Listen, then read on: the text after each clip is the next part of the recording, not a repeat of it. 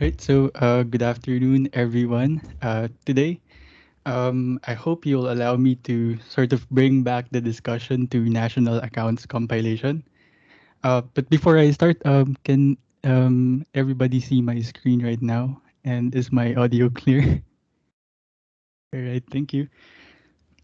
So, we're doing this presentation not simply because it's an often overlooked topic, but also because illegal economic activities, or IEAs, have become a matter of key consideration in recent years.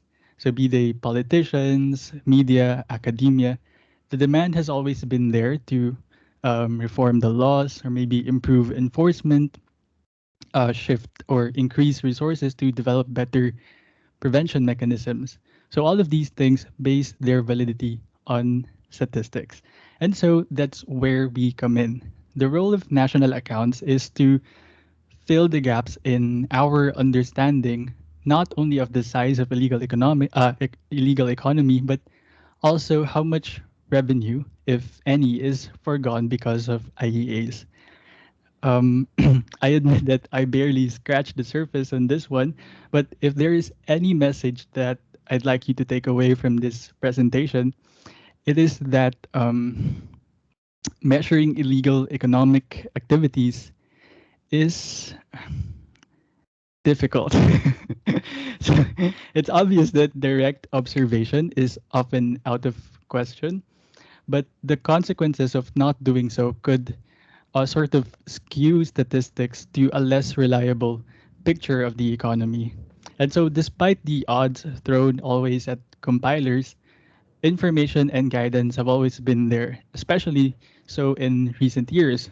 So, international organizations, for example, like the IMF, the UN, OECD, they have all taken an active and keen interest in helping countries develop the tools to compile statistics on IEAs. So that's what the presentation is all about in a nutshell. Now let's go into more details. All right. Okay. So I divided the presentation into two. Part one is intended to explain the relevant SNA concepts, and part two demonstrates the compilation methods for some illegal economic activities. So as we will see later on, there's really nothing special about the estimation method per se.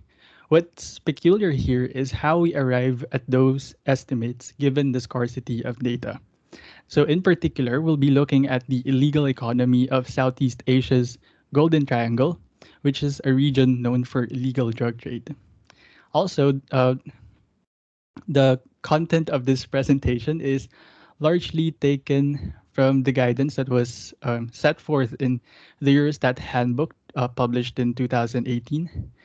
By the end of the presentation, I hope to um, raise awareness on illegal economic activities that could have an especially non-negligible impact on GDP, as well as external sector statistics to some extent. All right, so let's first start with concepts. In discussing crime, it's important that we put on our SNA hat, so to speak. So this means that in national accounts, as well as in balance of payments, they view illegal activities strictly from a statistical perspective. The goal is always to reflect the economic reality rather than to make moral judgments, and also to ensure that individual countries' GDPs and accounts are not affected by special circumstances or peculiarities when it comes to the law, for example. So, for example, marijuana may be illegal in one country, but could be totally legal and acceptable in others. So that is to say, in the eyes of SNA, it doesn't matter whether an economic action is morally good or bad. If something represents a market transaction, then ideally the SNA should be able to capture it, regardless of whether it's legal or not. So that said, the SNA states that productive illegal activities should be included in the national accounts, and that there are two major types of illegal activities covered in the SNA. First are those transactions that are forbidden by law, and second, transactions that are not illegal per se, but uh, become illegal if carried out by unauthorized persons. We'll get to the examples in a bit, but first, let's try to answer the question, why do we need to include IEAs in the national accounts? So, when money changes hands in the legal economy, these are ideally captured by the statistical system, right? But unluckily for us compilers, incomes earned from illegal activities are also spent on legal goods and services. So, for example, an immigrant sex worker would eventually remit his or her earnings to a home country where this money will be likely spent. In the same way, earnings from legal activities could also be spent on illegal goods and services. So, for example, a cannabis grower would need to purchase fertilizers, nutrient systems, electricity, etc. So, this means that there is no border really that separates what is truly legal and truly illegal economies, and that the interaction of those two economies implies that discrepancies in the supply and use of products are always likely to arise. Another consequence of IEAs is the distortion of economic indicators. So, for example, if money spent on illegal goods and services is not recorded, then total consumer spending will be underestimated. And consequently, household savings will be overestimated right here. So similarly, if income from IEAs is not recorded, then household disposable income will be underestimated. So the distortion of these economic indicators could therefore, you could argue, reduce the effectiveness of national statistics, especially when we think of using national account statistics for policy making and other uses. So it is for these reasons that international guidance and manuals would always recommend to include IEAs or legal economic activities as production in the context of national accounts. Right. However, and this is where the media always gets confused, not all illegal actions are to be considered as illegal economic activity. So there's still a boundary that exists. And a key concept to remember is the concept of transaction and also mutual agreement. So the SNA explains that illegal production um, gets counted in the GDP provided that it constitutes a genuine production process. And as a result of that genuine production process, the output, which consists of goods and services, there must be an effective market demand. And usually, the proof of that effective market demand will be that the person acquiring the illegal product does so freely without any form of compulsion or force being applied by the supplier. So, in short, there should be a mutual agreement between the institutional units conducting an exchange of an economic value. So, these actions undertaken by mutual agreement between two institutional units are therefore called transactions in the SNA. So let's see how this concept of mutual agreement applies to some pertinent examples. Okay. All right. So in the case of illegal drug production and distribution, there is clearly a mutual agreement between the user and the distributor. And as a result of that transaction, income was produced. Therefore, the output of trafficking comes in the form of trade margins, while the output of production depends on the type of drug. So, for example, in the picture that you see here, these are opium poppies. So these are to be recorded in agriculture. Meanwhile, synthetic or processed drugs are to be considered in other pharmaceutical products. So this activity actually, what they call as the synthesization of drugs, has been of great concern in Southeast Asia, and is the primary motivation for the case study that would follow. All right, next. All right. So prostitution. Sorry, can you hear my dog? Right, sorry. I hope my voice is clear. So, prostitution. So, prostitution is illegal in many parts of Asia. So, but it is legal in many European countries. It is almost completely decriminalized in Australia and New Zealand. So, only in cases where there is mutual agreement on both parties that it counts as part of GDP. So, child prostitution is automatically not included in the estimates. So output of this activity is to be counted in the industry called other personal services, or in the CPA category of escort services. Right, next, for banned goods, for banned goods, the illicit sales, sorry, the illicit sales of tobacco, um, as well as the use of tobacco, would be most relevant for Southeast Asia. For example, the thank you. The United Nations Office for Drugs and Crime, or the UNODC, identified that the sale of illicit tobacco would be most significant in Malaysia as well as in Vietnam.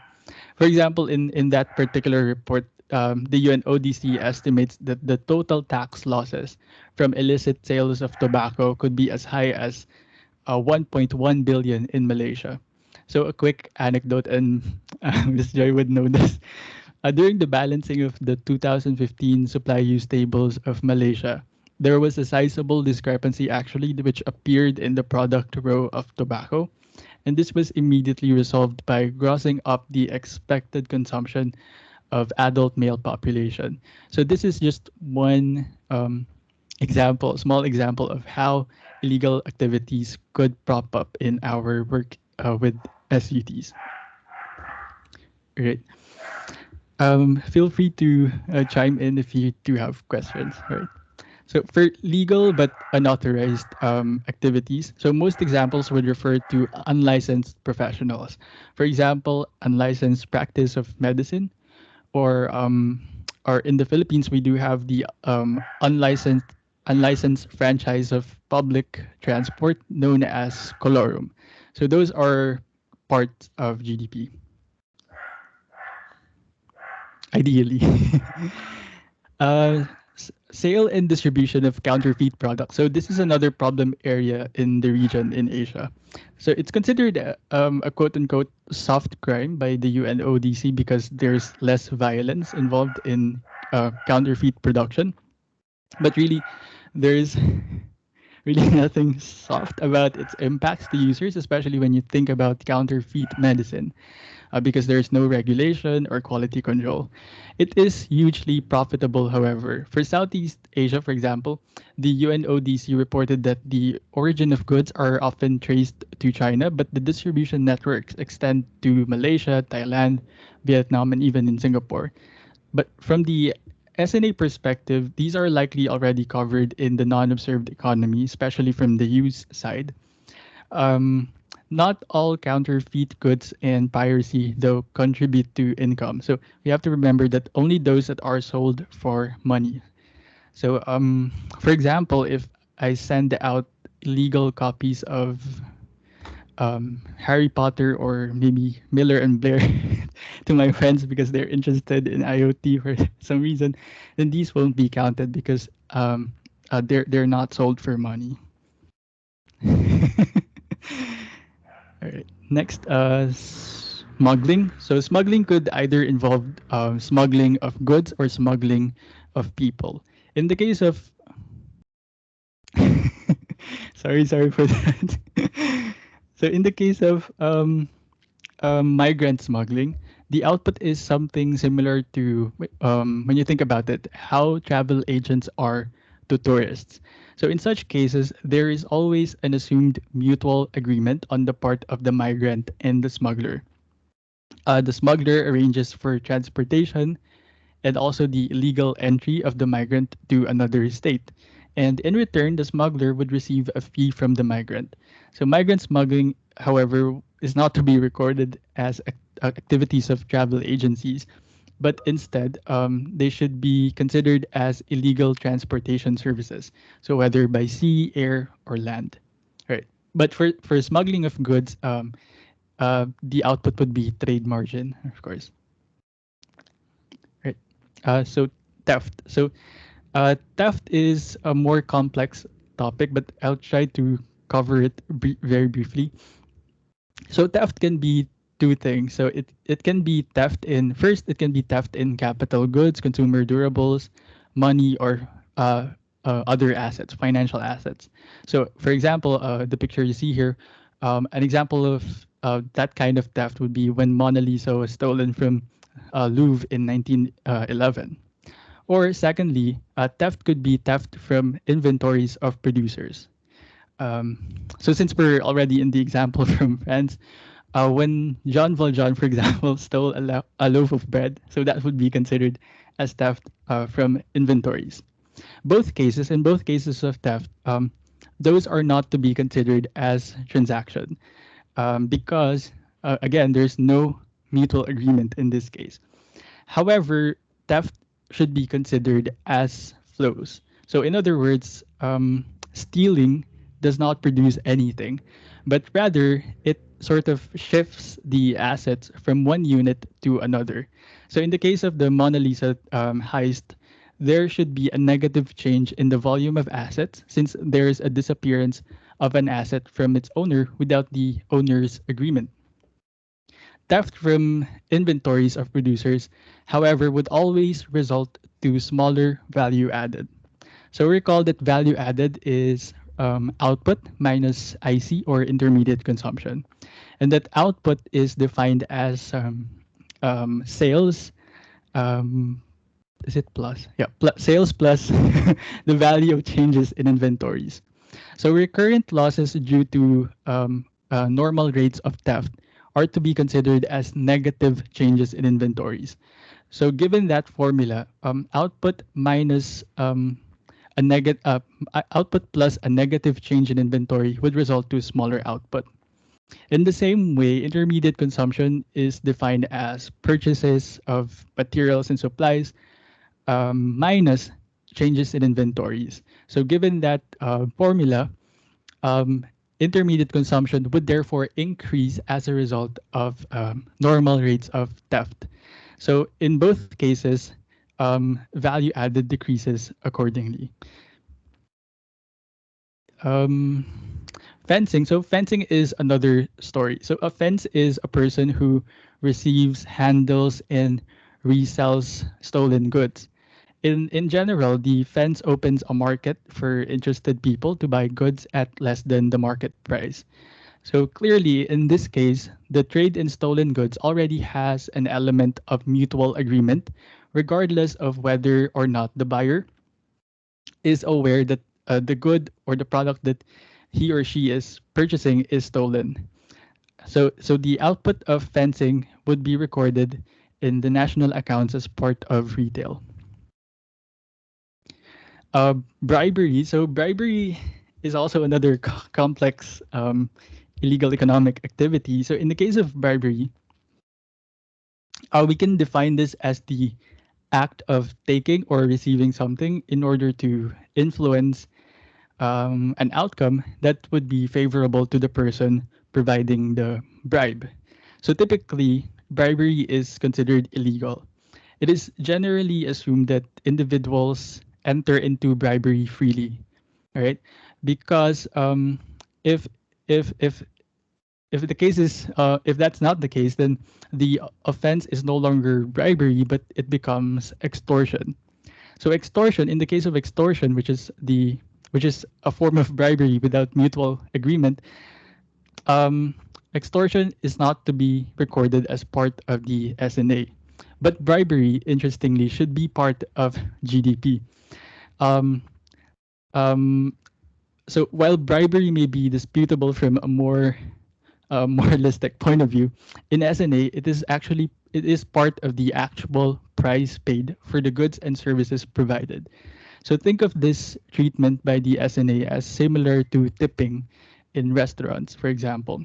So the amount of bribe paid to a person usually an employee, would be considered as higher purchasers' prices, and therefore increased output of that particular sector and higher value added. So I won't go into the details, but if you do have questions, please feel free to uh, um, chime in. So I'll skip extortion. All right. So money laundering. So money laundering um, moves dirty money through the financial system and normal businesses to make it legal, and so prevents it from being traced to criminal sources. So, insofar as there is a difference between the value of the illegal cash and the value of the legalized cash, so that difference should be considered as a provision of services, usually in the form of a commission or fee. For compilers, actually, the money laundering is the most difficult to capture, but it is highly likely that the actual money involved is already included in GDP. Since launderers serve to legalize money, the transactions are likely to be misclassified in ISIC or NACE. So, for example, for anyone here who watches Ozark on Netflix, launderers usually couch illegal money on gambling or by acquiring new assets like resorts or water parks. So, in effect, the cash flows would have already been counted in the gambling sector. In fact, some units, normally brass plate companies, would even over report their legal activities. This is also actually true of exports and imports, known as trade based laundering, where prices, for example, of cars are misrepresented so that the money could be channeled to to the legal, quote unquote, legal system. All right. Um, so, yeah, as I mentioned, money laundering is the most difficult to study because of the amount of investigative work and forensic work that it involves. But also, it's difficult because you have to tease out the possible double counting in the legal economy. Currently, laundering estimates are done in some European countries. ADB has also done some work, analytical work on money laundering with focus on South Asia, but um, I think it was dated back in 2004 or something. All right. So fraud or swindle. So this activity relates to a false claim for social benefit or subsidies by giving incorrect information. So, for example, for some reason you're pretending to be a senior citizen. So the relevant transactions are already recorded in the system. So let's say because you're pretending to be a senior citizen, you get free movies in Makati, for example. So it's not really a problem of exhaustiveness of GDP, but if one needs a complete picture of the illegal activities, then a breakdown of, say, legal and illegally purchased movie is recommended by the OECD. All right, human trafficking. So I'm hoping to go into this with more at more detail later, but at this point, suffice it to say that there is absolutely no mutual agreement here between the victim and the perpetrator, since, of course, trafficking is usually done by means of threat or coercion, sometimes abduction, deception, etc.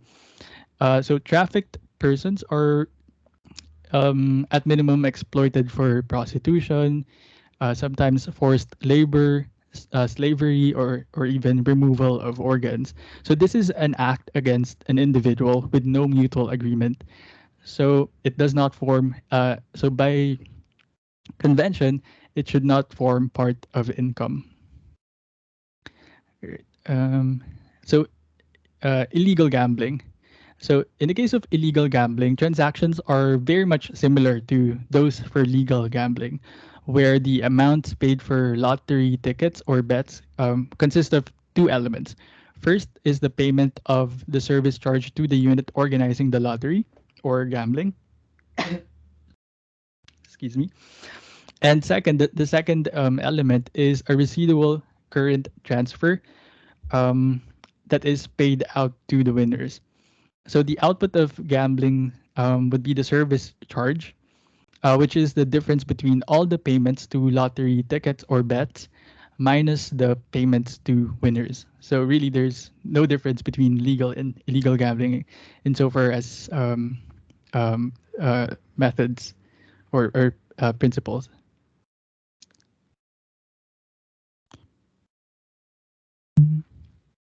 Right. Kidnapping. So, in the case of kidnapping, here there's no mutual agreement. So, this does not constitute a transaction. Murder. So, for murder, it really depends on the context. Of course, there's no mutual agreement in murder, but Derek Blades, in his work on illegal economic activities, actually included contract murders or assassins because these self-employed individuals generate mixed income. But then he notes that in the context of GDP or the economy as a whole, it's always assumed that the amount paid to contract murderers or assassins are negligible relative to the whole economy and therefore not really a concern for exhaustiveness of GDP. Okay, so from those examples alone, you might already have a sense of how IEAs could vary from one country to another given the wide range of activities that it covers. The table that you see here shows some select DMCs, which explicitly indicated in the IMF Dissemination Standards Bulletin Board that they either compile IEAs or not at all. So you would notice that a lot of these sample countries mention that they do not explicitly compile for IEAs. Again, this is a manifestation of how difficult the data could be, and so most countries would rely instead on the discrepancies from the supply use framework in order for them to indirectly account, at least for IEAs. Um, the Eurostat handbook argues that while this is a suboptimal approach, um, countries use this more often because it demands less resources from them. But still, we have to take caution and um, consider that it only works if we have the impression that the amount of IEAs or illegal economic activities in a country is insignificant, and that the discrepancies that we usually get from SUTs are not due to other factors like underreporting, misreporting, misclassification, or even human errors in encoding. But if we have reason to believe, for example, that the illegal activity forms a critical share of the GDP, like in the case of Afghanistan, where opium production forms about 3 to 19% of their GDP, then an explicit estimate of the IEA is always warranted. Right. So that said, arguably the task of estimating and quantifying IAs. All right. Thanks, Sarah. Right. Perhaps the IMF DSBB was not updated, but yeah. Thanks. Noted on that, Sarah. So as I was saying, estimating IEAs remains challenging and always fraught with controversy. On a more practical level, the IEA estimation is usually really a question of two things. It's always about data and methods, or as referred to in the statistical community, it's always about getting the right numbers and getting the numbers right. But by nature of their activities, IEAs do not have the incentive to report to any government agency. On the demand side, households or businesses also do not have much incentive either to report their purchases of illegal products, since these are heavily stigmatized. But rather, these expenditures are concealed or even misreported in more generally accepted terms like representation costs or other expenditures. Um, but perhaps a more challenging issue is the risk of double counting. Estimates for illegal production and consumption should not be simply added to the legal economy because the legal economy may already include part of the illegal economy, and there could be double counting in that case. For instance, enterprises may overreport legal activities in attempts to legitimize incomes from illegal activities. But at the same time, totally legal goods and services can be used as inputs to illegal production. So when formulating its recommendations, the Eurostat recognized that when it came to the inclusion of IEAs, especially in money laundering, further research is always needed. But given the importance of tackling IEAs, the difficulties in measurement cannot be used as really a reason to deter government's attention away from this problem. The estimates of IEAs should not be seen as an end in itself.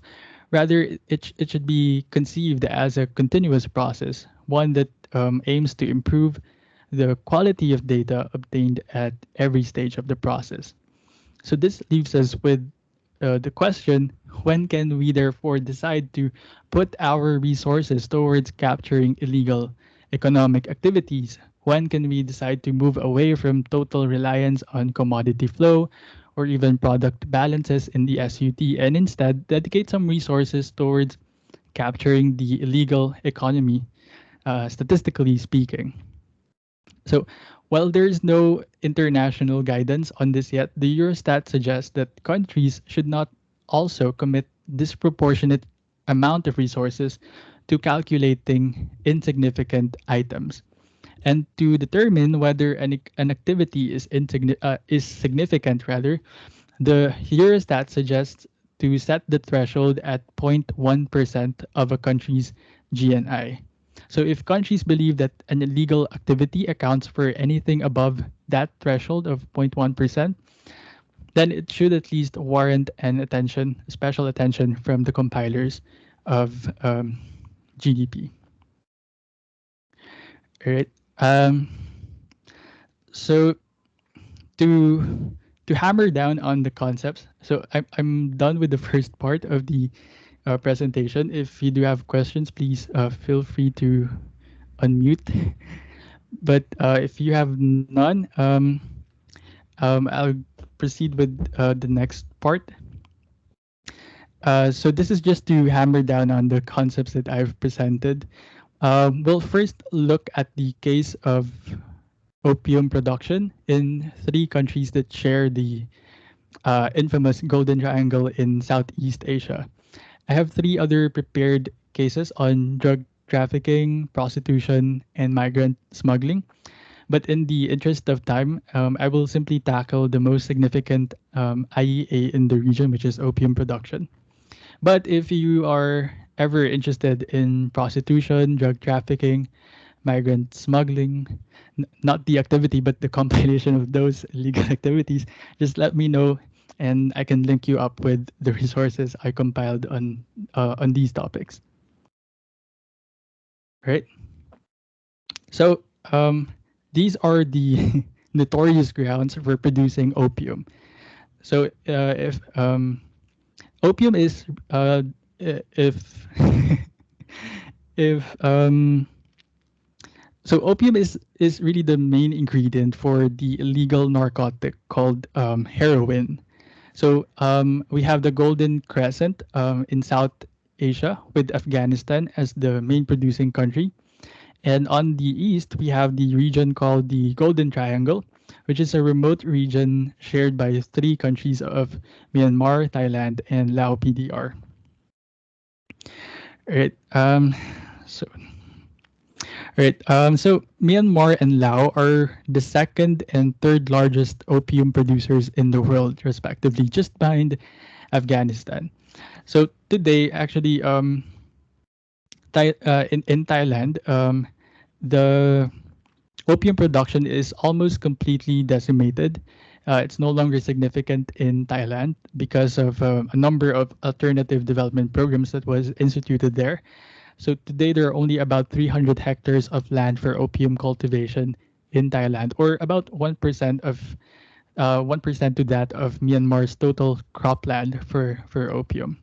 So I would just skip the history part, um, and just quickly mention that almost all of heroin seizures in Southeast Asia um, are always traced back to being produced by mainland Southeast Asia.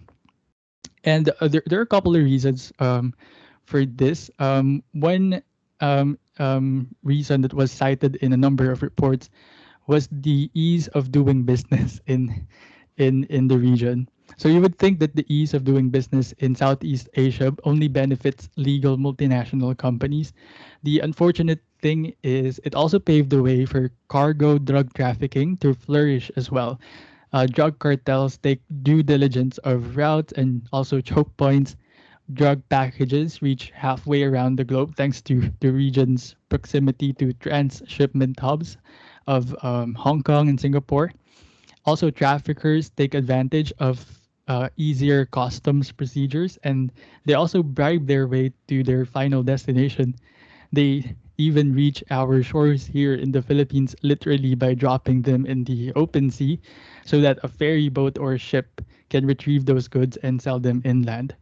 There are other routes as well, but no matter where they appear in East Asia, if it's heroin, there is a high chance that it is harvested by a rural Burmese poppy farmer in the remote regions of Sha or Kachin. As you can see here, the poppy growing fields in Myanmar are concentrated in the northern ethnic regions close to its border with China. So the reason for this is more historical in nature than it is about agronomics or climate. Um, the same is true for Lao. The mountainous regions up north are where you would likely see the bountiful fields of opium poppy. So in this map, for example, this region right here is that's shared by Thailand, Laos, and Myanmar is more is the more geographically accurate representation of the golden triangle. Right. Um, Perhaps I could skip this part, but yeah, just quickly, for many poppy farmers, the practice of cultivation is tied with subsistence. So growing poppy does not make them rich, but more importantly, it puts food on the table. It also enables them to pay back debts and also provide shelter to their families. Relative to other crops, opium is easier to grow. It has shorter life harvest cycle rather, and it also commands higher prices than other crops. And this is driven by the fact that it is illegal. So, in short, as the New York Times article put it, for many of these farmers, opium really is the solution and not the problem. So, for many years, law enforcement has been eradicating poppy fields, and this often breeds conflict with local communities, and that creates more problems. And so, for a long time, the industry sort of runs with impunity. Right, so let me just skip that. All right. So, granted that opium is significant in Myanmar and Laos, the question is just how much significant it is, economically speaking. So, here we turn to Eurostat's manual for guidance. What you would notice here is that there is no difference between how output of illicit crops and other legitimate crops are estimated in the SNA. So, it's simply quantity times the price. But let's calibrate this formula based on the special characteristics of producing opium in the region. First, we'll need the number of hectares of land for opium poppy cultivation, and from there we need to deduct the hectares of land that was eradicated by law enforcement. So this gives us the total cultivated land for opium that more or less reached its desired market. We then multiply that land area by the average yield per hectare, and this will give us the potential quantity of opium produced. Right. So now that we have the theoretical quantity, we simply have to multiply that with the price. But before doing that, we need to segmentize the output based on the supply chain for opium in order for us to apply the appropriate prices at each level of the supply chain. So this particular model is quite similar to how Colombia does it, where the output of opium as a general product is subsequently processed as opiates. So you could say that in sector terms, this means that output will be allocated for both the agricultural sector and the industrial pharmaceutical sector. So, so the proportions that are used to allocate output are all based on the results of the 2019 opium survey that was performed by the UNODC. So first, the potential quantity is reduced by the amount of eradications and seizure data from law enforcement, and the remaining amount will be split based on the market to which it goes. So about based on the survey, about 72% of that quantity would be sold at farm gate prices. 6% would be consumed domestically and purchased at retail or street prices. And the remaining 22% are intended for exports, which are assumed to be sold at wholesale prices. So collectively, these three channels would form the golden triangle's gross production of opium and opiates. Right. So finally, the gross outputs, okay, for both the agriculture and the industrial phases of opium need to be deducted by the amount of intermediate consumption by producers. So this part for me was the most challenging because there are no cost surveys available. So for the time being, the IC ratios are being proxied using the benchmark supply use tables for Lao. For agricultural opium production, the IC ratio of zero point 0.1 is used. This is also roughly the IC ratio for similar crops in Thailand's SUT. But for industrial opiates, the ratio of zero point 0.3 is used. All right.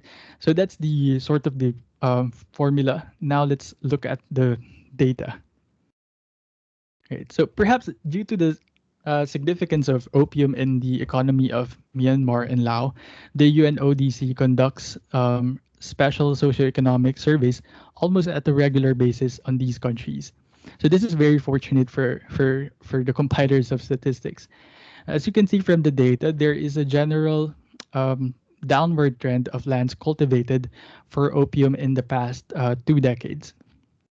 The figure in more recent years dances around 40 to 50,000 hectares in Myanmar, which is a substantial decline from um, about 100,000 hectares in the 1990s and early 2000s.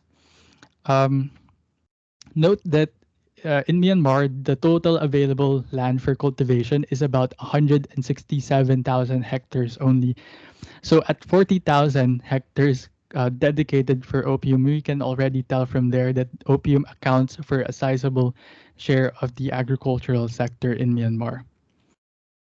Uh, uh, the decline we see here in the chart is also possibly a consequence of the shift of demand towards other drugs, especially meth or yaba or shabu. Also, concurrently, the UN runs a program in the region to shift farmers' cultivation from opium to alternative permanent crops like coffee. Average yield per hectare of land is also fluctuating.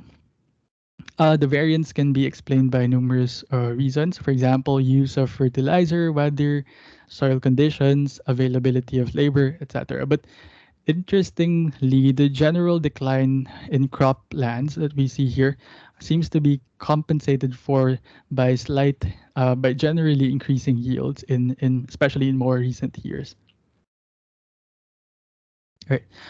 Prices two are fluctuating, especially during the second half of this two-decade series. Generally, prices are much more stable in Laos.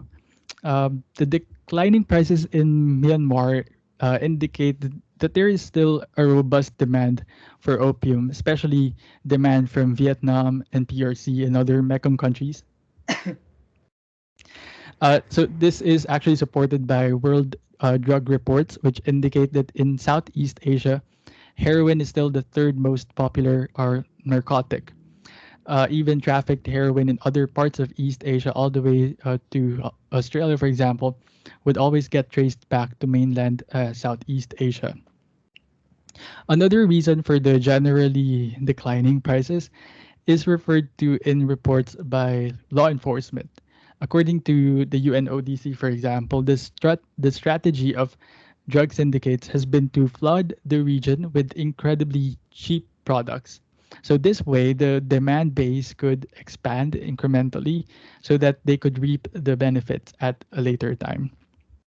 Just a note on the data, the series of prices are sparse because the surveys are also not conducted regularly, especially for earlier years. So in those cases, I simply applied the US Bureau of Economic Analysis approach of interpolating um, the prices using price indices. For Farmgate, for example, I used implicit agricultural price index. For wholesale and retail prices here, these were interpolated using CPI for alcoholic beverages and drugs. So clearly, there are drawbacks in this approach, but in the absence of disaggregated prices, that's the best option I can implement at the moment to fill in the missing years in between. Right. So now that we both have the price and quantity variables, it's simply multiplying those two variables together to be able to arrive at the market value estimates.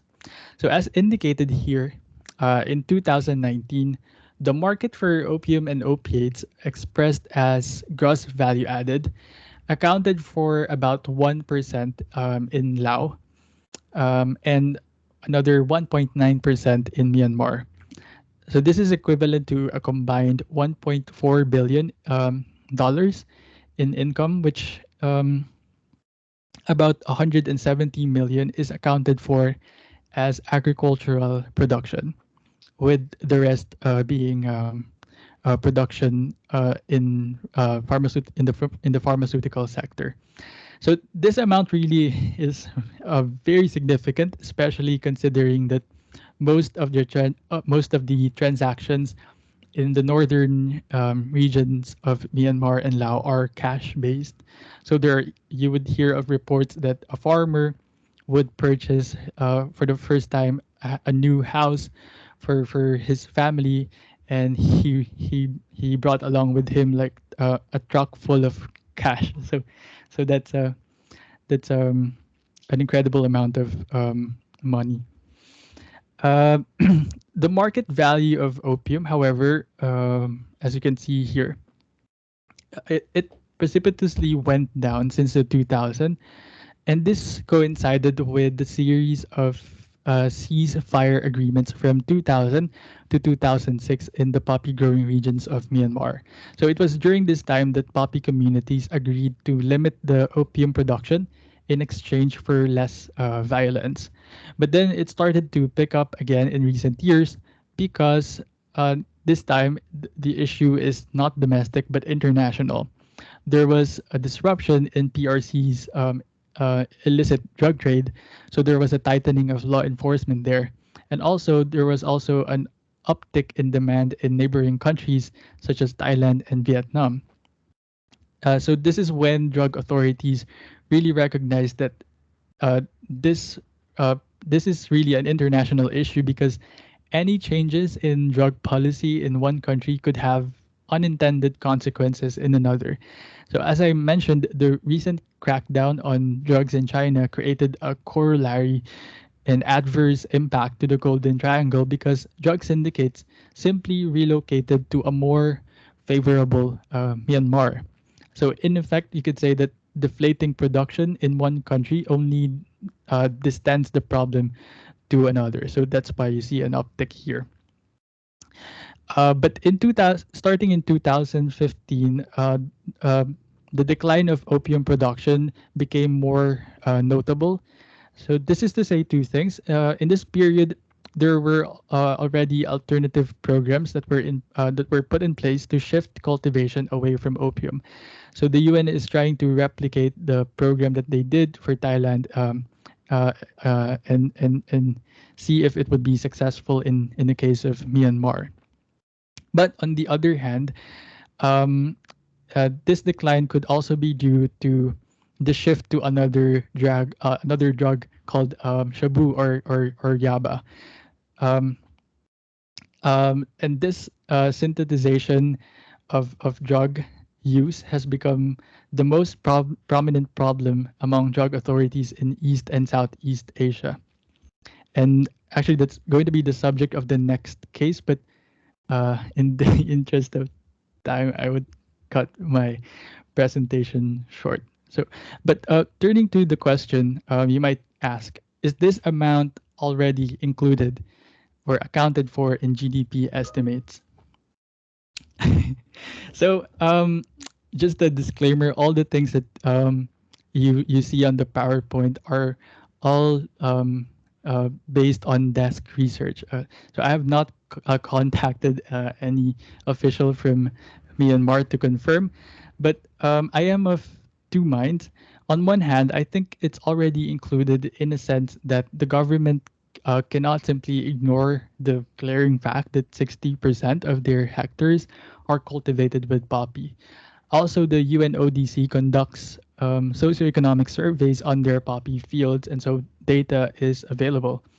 And lastly, it could already be implicitly recorded in the expenditure side, or it could be censored as quote unquote other crops, since the magnitude of land area, for example, for other crops in the statistical yearbook are usually of the same order as the hectares of land cultivated for opium. But on the other hand, this amount might not yet be included in GDP because current statistical programs, at least on paper level, do not currently survey opium as a crop. Yeah. So the surveys are done by the UNODC. And also opium is a very politically contentious topic that the governments of Myanmar and Laos are sort of threading the needle because there are multiple risks involved in the disclosure of its monetary value, because to declare that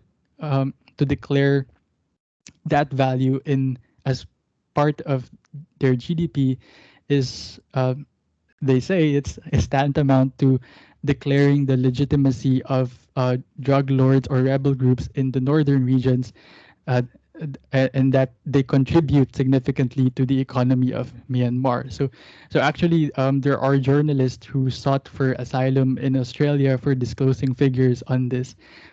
Is this being recorded? So please do not report this.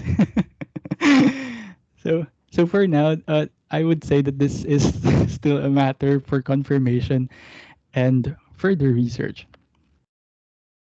So let me close this. Yeah.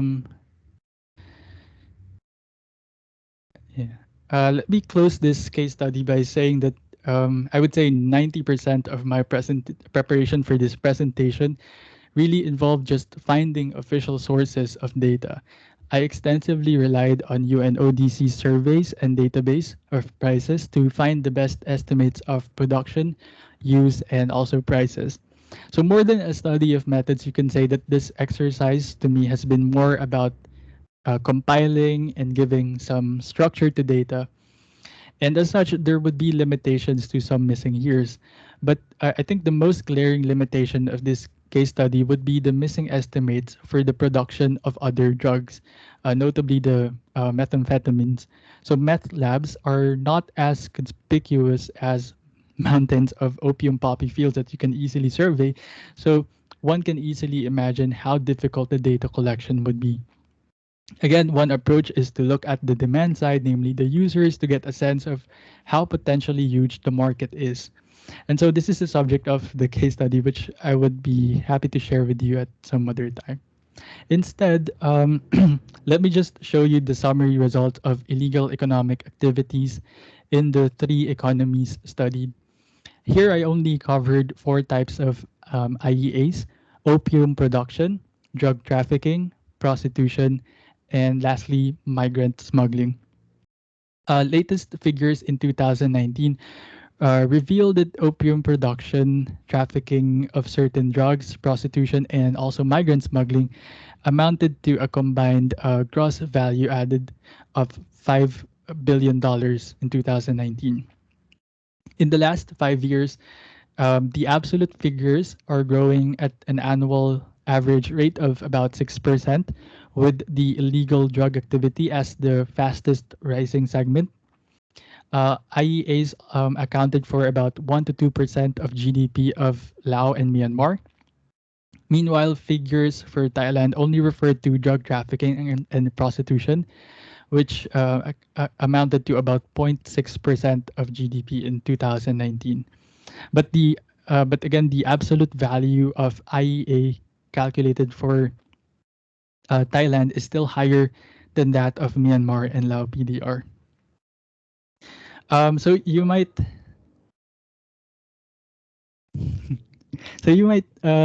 say that these figures appear to be lower than what is reported in media. And to my surprise, the OECD actually shared the same sentiments, and the difference could be due to a couple of factors. First, there are variances in in the definition between government or media reported figures versus the SNA. So a prime example is prostitution. Most figures out there would include trafficked men and women. So in the SNA, human trafficking is not part of GDP, so those should be excluded. Second issue here is that media and NGO reports are motivated by advocacies against these activities, and they are hence inclined to report the upper bound estimates. The third issue is that non-SNA estimates are often reported in gross terms. Meanwhile, the estimates that we do compile for SNA should be in terms of value added. For example, what's always reported are when we read reports on drug trafficking. Uh, in those reports, the market size of drug trafficking are reported in terms of gross merchandise sales. So gross sales are conceptually higher, of course, than the margins that we obtain from trafficking illegal drugs. And in the SNA, we're only concerned. Well, I mean, we are concerned when we compute for the GDP. We should only count the income um, from illegal drugs without double counting intermediate consumption. And lastly, on a more practical level, the estimates here are deemed to be lower due to data constraints for some components of these activities that I couldn't find data for. For example, I only covered opium production, but not drug production of methamphetamines. So I hope that this presentation has given you a much better appreciation of the scope and exhaustiveness of national accounts. So, while this is a difficult topic in terms of data collection, I hope that somehow in our work with statistical offices, we can sort of push the envelope on ensuring the exhaustiveness of GDP estimates and always provide them the assurance that information and guidance would always be available. Again, I admit that I barely scratched the surface on this topic, but I hope that as many of us work with SUTs and SNA would be more wary of these issues. So I'd be happy to take any comments and questions from the team. Thank you.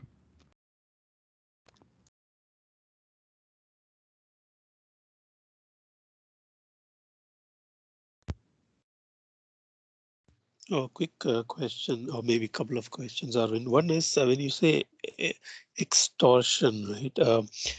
Hmm. It's not okay. Extortion may not be part of the production account.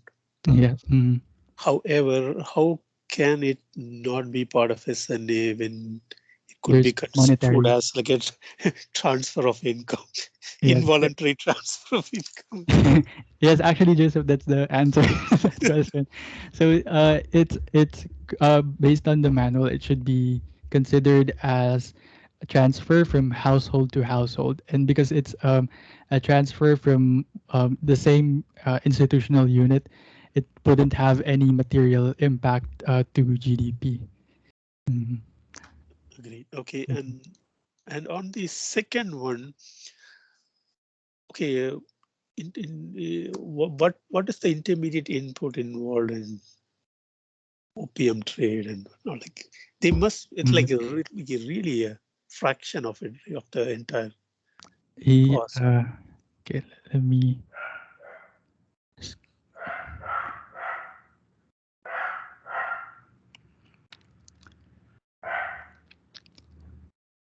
Uh, Here, Joseph.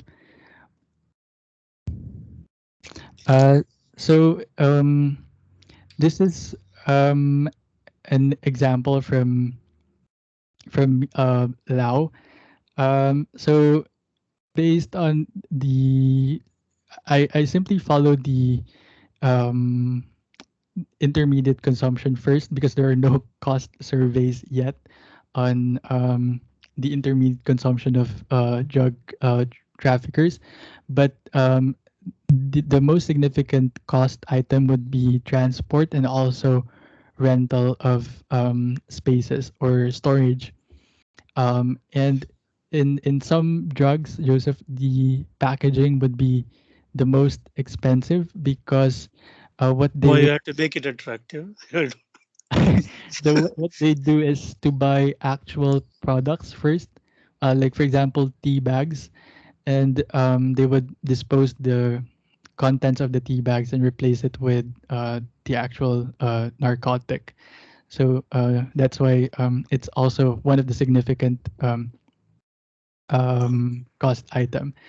The bribery here is I have not yet tested this for robustness, but this is just based on police reports. So it forms about a small percentage of the intermediate consumption of trafficking. Okay, but I am still surprised that this is, the value added, so to speak, right? The profit is less than 50%. I was thinking, okay, the profit could be something like 80% or something, because they do take this risk for that purpose, right? Okay. Um, yeah, it could be the case in the past, Joseph. But for example, Joseph, just in the case of rental, so based on the reports from the UNODC, instead of renting or occupying warehouses that are dilapidated or of low quality or maybe located in a remote region, slowly the drug syndicates are moving towards cities and or urban centers, more in upscale um, ci- cities because there's less likelihood for them to be caught by law enforcement. So, for example, yeah, here in there are many reports or news reports, especially in recent years, that they're renting condominiums in BGC in Makati. So, uh, for sure, the rental prices there are something that uh, it's sort of a cost that they're willing to take to sort of reduce the risk. Yeah, but I agree, Joseph. So far for the estimates here, the most the weakest estimate would be the intermediate consumption because I'm relying only on benchmark supply use tables and correcting cost items in where in cases where I would find more detailed data. Sure. Yeah, no, that's fine. Mhm. Thanks. Thanks, Joseph.